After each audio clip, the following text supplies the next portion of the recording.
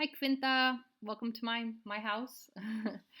I hope everyone's doing okay in these bizarre times. We're just all hunkered down waiting for it to be over. So I thought now the third weekend would be a good time for me to have you guys actually watch a lesson. And it seems like you guys are doing okay with 30, 60, 90 and 45, 45, 90 triangles, but I want to do a quick summary and then go into phase two of your trig studies with this. And so what I'd like you to do, please, is open up the Google form for this week and have maybe half of your computer screen be the lesson I'm about to do, and then the other half be the Google form, and you can just type the notes as the lesson is going. So why don't you pause the video and just get set up to do that, and let's get started. Thanks, guys. Okay, so part one of this video is just reviewing what you guys already know about 30, 60, 90 triangles. So please have your Google form open and take notes as you're watching this video. So here I drew a pretty accurate equilateral triangle that's in the black. So in an equilateral triangle, all three sides are the same measure and all three angles are 60 degrees. So what I did here, and we've done this in class, is I dropped an altitude from the top vertex to the opposite side, which means it's perpendicular to the opposite side. And that creates, it's weird doing this backwards, it creates a 30, 60, 90 degree triangle. Now in this triangle, you know that this, let's say we called each side of the equilateral triangle 2x. We could have called it x, but then we would have to deal with fractions, so I just doubled it. So this is 2x. Down here, this is half the opposite side. That's what happens when you divide the triangle in half. You get half the side, the length of the side. So this is x.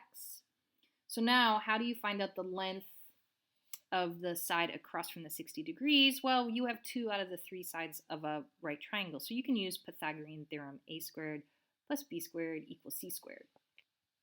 So that's what I've done here. So I have x squared is my a squared. And then I could have said b, but I just wrote the side across from the 60 degree angle. And I square that. And then that equals the hypotenuse squared.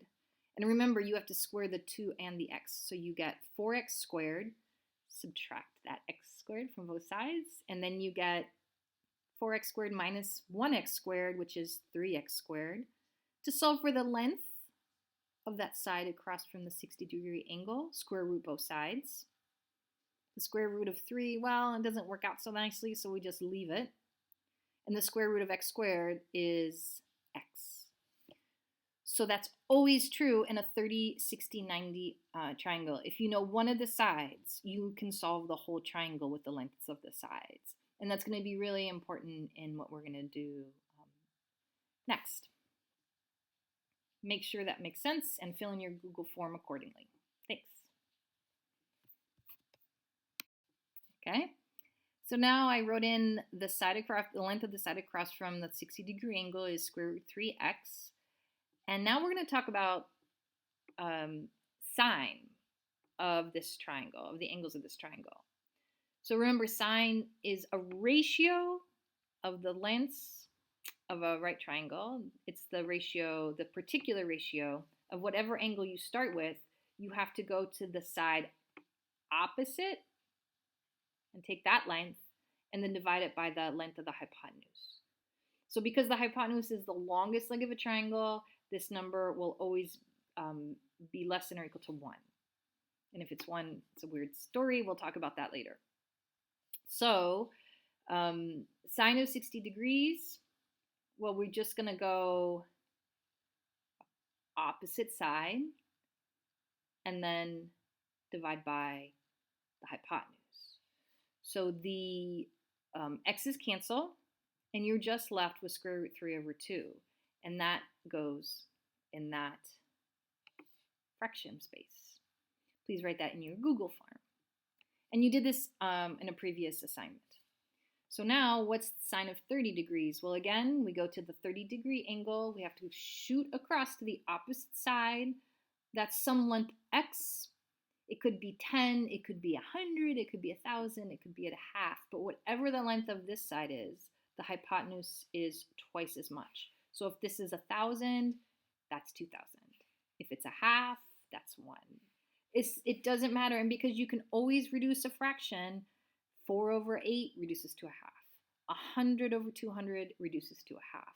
So sine of 30 is this beautiful, awesome number. You don't get this very much with trig. You get a nice rational number, 1/2. So that's pretty fun. Next, cosine with these same angles. So cosine is the adjacent side of whatever angle you're looking at divided by the hypotenuse. So here, let's again start with 60. So now instead of shooting across, that would be sine, we have to just go to the adjacent side here, and that is x. Then we divide it by the length of the hypotenuse. Was I just talking about this? Yeah, x divided by 2x is a half. Yeah, so that's right. Cosine of 60 is x divided by 2x. The x's cancel, and you're just left with the half. Hold that thought, hold that question. We'll talk about it. Now let's do cosine 30. Cosine 30, again, we're going to do, instead of shooting across, now we just look at the adjacent side. Square root 3x divided by 2x. So please fill this in your Google form. Thanks. Okay. So now I filled out this table, and if you can see it.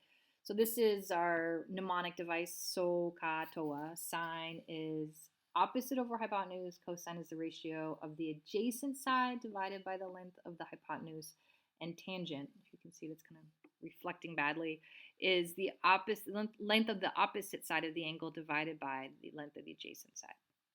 So now we have sine of 30, you guys already figured that out, that it is 1/2. And now look at this. Cosine of 60 is 1/2. This is not a coincidence, because here, the adjacent side of 60 is the same side as the side that's opposite the 30. It's hard to do this backwards. So in a right triangle, if you're looking at two angles that add to 90, so 60 plus 30 add to 90, and then down here 60 and 30 this way add to 90. If you take the sine of some angle, you'll get a value. If you take the cosine of 90 minus that angle, you get the same value. I'd like you to think about that, and in your own words, in your Google form, I'd like you to write why sine of x in a triangle is always equal to cosine of 90 minus x. If you need to replay the video, you can. So pause and please write your answer. Thanks. Okay, so now we'll talk about tangent in this 30, 60, 90 triangle. And then we'll do 45, 45, 90, and then we'll be done. So let's look at this. So tangent of 30. So remember, the trig ratio tangent is the ratio of the length of the side opposite whatever angle you're looking at divided by the adjacent side, TOA, the TOA part of SOHCAHTOA. So let's start with 30 degrees up here at the top. So here we are, 30 degrees. If we go opposite, we get x, and then the adjacent side is root 3 over x. So I have a bunch of blanks here, tangent of 30, maybe on a piece of paper or just in scrap paper. You can actually try and figure out what it is. The reason there's so many blanks here is because the first one I want you to put x divided by root 3x. Then the next one, the x's cancel. And then you have to rationalize the denominator. We don't like square roots in the denominator, so please rationalize the denominator, and then you'll get your final answer. Tangent of 60 is a little bit easier. So the tangent of 60, here it is. And then from here we shoot across to the opposite side, square root 3 times x, and then we divide it by x. So the reason I have two blanks there is because the first one is square root 3 times some side, length, divide by x, and the x's cancel, and all you're left with is square root 3. So here's the work. So I hope that made sense with tangent. Now the last thing is, you guys know about a 45, 45, 90 triangle. You've been doing practice problems with it. And here it is. You take a square and you cut a diagonal from one corner to the opposite corner, and that makes two equal triangles. These are isosceles triangles. And you cut the 90-degree angle in half, you get 45. So now you have a 45, 45, 90 triangle. The sides are equal because it's a square. And now let's ignore this top part and just look at the triangle and solve for the hypotenuse of that right triangle. So again, a squared plus b squared equals c squared. You guys, we've done this before. So x squared plus x squared equals the hypotenuse squared. X squared plus x squared is 2x squared. And then when you square root the hypotenuse to solve, that 2, when you added the x squared plus x squared, it turns into square root 2. Again, not a gorgeous number, but it is what it is. Freaked out the Greeks and Pythagoras, but it is what it is. Square root 2 times whatever the side of the square is. So knowing that, let's do the last bit of our special right triangle trig. So if we know that that the sides are both x and the hypotenuse is square root 2 times x, the sine of 45 degrees is opposite divided by hypotenuse. The cosine of 45 degrees, remember I told you if they add to 90, the sine and cosine are the same. Well, 45 plus 45 equals 90. So now we have x divided by square root 2 times x. And then tangent is a really nice one. Tangent of 45 degrees, look what happens. We get x divided by x, which is 1.